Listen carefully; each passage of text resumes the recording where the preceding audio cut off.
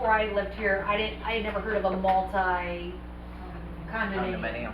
And you said times change, and again, I'm not saying that that's the answer, but sometimes when we talk about all these money issues, it seems like, again, we could be more successful and get more done if we found a way to merge instead of having all these different things, which I know there's problems with that. But my point is that the point of like doing a review is to see what we could change to, or what we could update to make things better? So first off, to combine all these into one, would, number one, I'm gonna give you the bottom answers, would take an act of God. It's never gonna happen, your owners aren't gonna agree to it. But second off, if you did, if everyone agreed to it, the one stipulation that they would have is not to combine their money, specifically their reserved monies. Because people who have been taking care of their buildings and paying into the reserve so that when their roof is due, they will have the funds for it, do not want to pay for an association who's underfunded or waived money. So even if you did what you're suggesting, it wouldn't help the issue. Well, there's definitely, I know at least with our cluster, after talking to owners, there's definitely a handful of things that we would like to update in the bylaws, or the rule, you know, I don't know if I'm using the right word, but just different things like we had talked about, the renting rules, or, you know, just different things that we can't change without changing the actual language in there. The board could do individual amendments to the declaration, because it would have to be to all six, but it could be the same amendment and each cluster votes on it. That's not what we've paid for, and we're not making any changes. The board paid to combine all of them, get rid of the declarant language, put all of them together where they matched, and indicate where there was a difference. So that people had one package, but if you lived in cluster 2, you would know, you know, your windows have to be bright orange, your mirrors have to be green, you know, whatever.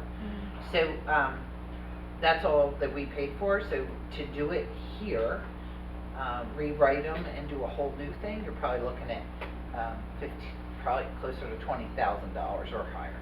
So to ever change any rule, like so if we're having an issue with a certain, whatever the issue is, we wouldn't be able to change anything until we had a minimum of 15 grand to change the language around? You have cluster 4, so you could say to the board, this is an amendment, I would like to pay the attorney to do for the cluster 4, and you would send it out to vote, and cluster 4 owners would pass on it, and if it passed, it would apply to cluster 4 owners only. You need the board to vote to go ahead and send it out to your owners, but you can make those changes.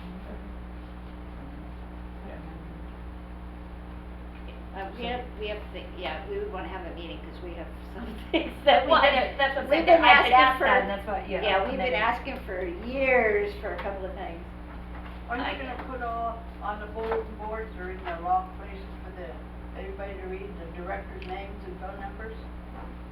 Well, unless they ask, we don't give out phone numbers. I don't even give that out if you email me. I'm not allowed per statute. Okay, well, will you at least put the names and the cluster numbers, or their club, what group they're representing? If that's what you do that here? There used to be that on boards. And can you repeat again who the directors are? I'm sorry, I didn't hear what you said, because I'm kind of confused. Your cluster 1 is Nancy, cluster 2 is Megan, cluster 3 is Robin, cluster 4 is Robin Cobb, cluster 4 is Dawn Donovan. She's on the phone. Well, she's not, but they were, yeah. Dawn Donovan is cluster 4. Charlie's cluster 5. There's no one for cluster 6 right now. Edna's seat still has a year left, so we need to find somebody to fill that year. Okay. And Laura Sonny is now your at large. Thank you. Yeah. So do you guys want to go into the organizational and do that bit? If nobody else has anything you want to talk about, no? Oh yeah, let me call, I'm sorry. I'm gonna call them back. Oh man, on the last, do they have a copy?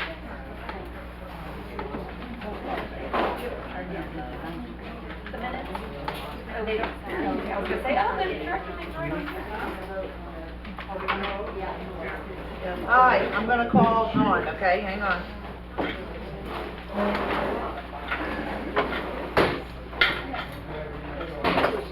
Robin? Oh, there she is.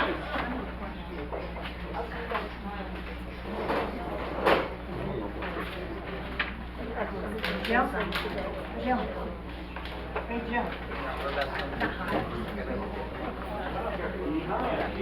Hi, hold on 1 second, I gotta get you merged. Wait, cold? Okay, I've got you both, I just gotta get it on the Let's go. Seventy-three. meeting.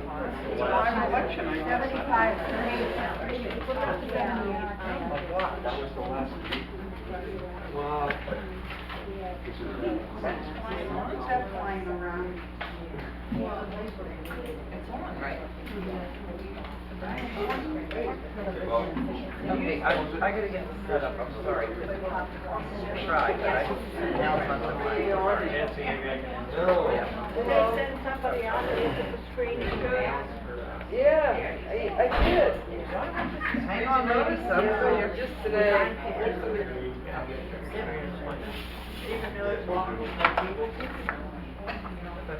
Did you go fishing in Milk Day? Okay, are you here? Yep, okay, here you are. No, it doesn't cover it, it stays on, but it drops. But it's not tight enough. Oh, thanks. Thank you, Joe. I am happy with the finance, whatever. Yeah. Cindy made it in. Right, we gotta. Okay. So I'll go then. Thank you. I'll move this down here, we'll call this meeting daughter, are you ready? Ready? You all ready? I said, are you guys ready to call the meeting daughter? All right, all 6 of you are present? Yeah. Okay. Bob came separate. So we need to elect your officers. The one thing I will tell you, you need a president, a vice president, treasurer, and secretary. This is the only time that you can vote in secret, if you'd like to just vote in secret on these items. No. It's up to all of you. So you all have some ideas before we even get into the official process as to what positions, or especially with Edna leaving as treasurer. Do any of you want to volunteer?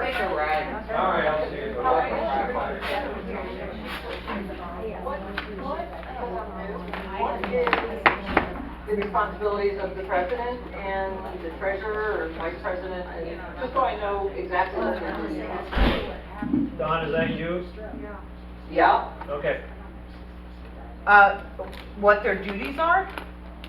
yeah, like, for example, you know, what does the treasurer do? Do they approve invoices? Do they oversee the financials? That sort of thing. What does the president do? Yeah, you should be reviewing the financials every month when I provide them to you, and looking for things that look odd, make suggestions, double check our work if you want to. You don't have to get that involved, but you can. I know that every check cut from your community has 2 signatures. So it's usually the treasurer and whatever cluster it involves, or the president, or somebody else. And Edna was real good about double checking those invoices, making sure they're coded to the right cluster or operating versus reserve type thing. So that's what she did as treasurer, and then she didn't, but I would like to see at the meeting someone give a treasurer's report, you know, and just say where the community is and where each individual cluster is. And it shouldn't be 7 people, it should just be the treasurer giving, it doesn't have to be a big detailed report, but it has to be something.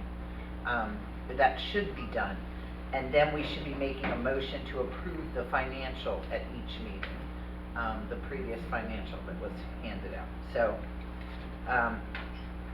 that's what Edna did, plus what should happen, I guess, maybe? So, that's the job.